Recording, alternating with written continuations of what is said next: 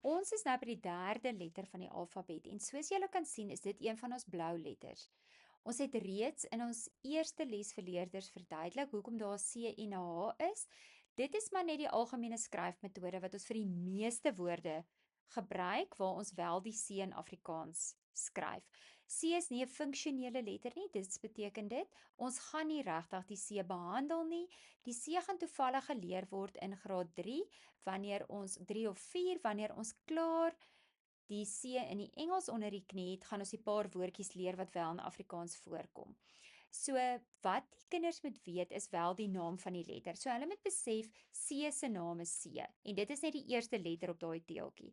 C is nie 'n funksionele Afrikaanse letter nie, daarom is hy blou soos die Engels en ons gaan dit as deel van ons alfabetliedjie nog steeds oefen.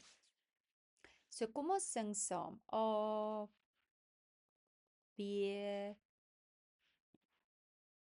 C. Daar is ons nou by C.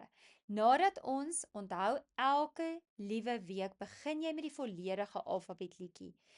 Al voel dit na 3-4 weke vir jou hierdie is tydmors. Jy begin elke dag met die volledige liedjie tot by Z. Hoe meer jy dit gaan oefen, hoe vinniger gaan al die vaslegging van elke individuele letter wees. Leerders bou dan ook die C onder op hulle bord. Hierdie is slegs sodat hulle die letter kan identifiseer. Ons muurkaart C wys vir hulle dat daar 4 verskillende klanke is. Ons gaan glad nie in graad 1 aandag daaraan gee nie. So ons gaan nie leerders nou verwar nie. Vir graad 1 is daar geen toepassing van die letter C nie. Dis al wat 'n leerder van die C moet weet, is om te weet dit is die derde letter, dis ook 'n konsonant. Hy's blou want hy word eintlik net in Engels gebruik en dat ons hom nie in graad 1 gaan behandel nie en dan ook die lettervorming kan hy aanleer. As jy albei ons taalprogramme volg, gaan jy in elk geval dit net in die huistaal of in Afrikaans of in Engels doen.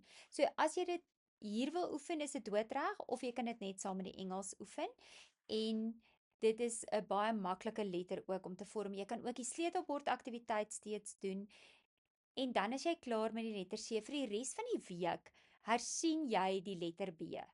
En hoekom hersien ons die letter B? Ons almal weet dat B en D 'n groot probleem bly. Ek persoonlik glo dat die meeste kinders wat dit nie onder die knie het nie, se rede is te min herhaling, te min vaslegging. Dit is nie altyd 'n disleksie uitval nie. Ons wil goed heeltemal te vinnig doen en dan verwag ons outomaties korrekte reaksie. So jy hersien jou hele B-les vir die res van die week, terwyl jy dan in die Engelse taal die C hanteer as 'n aparte letter van die alfabet. Hierdie video het ook kopiereg op.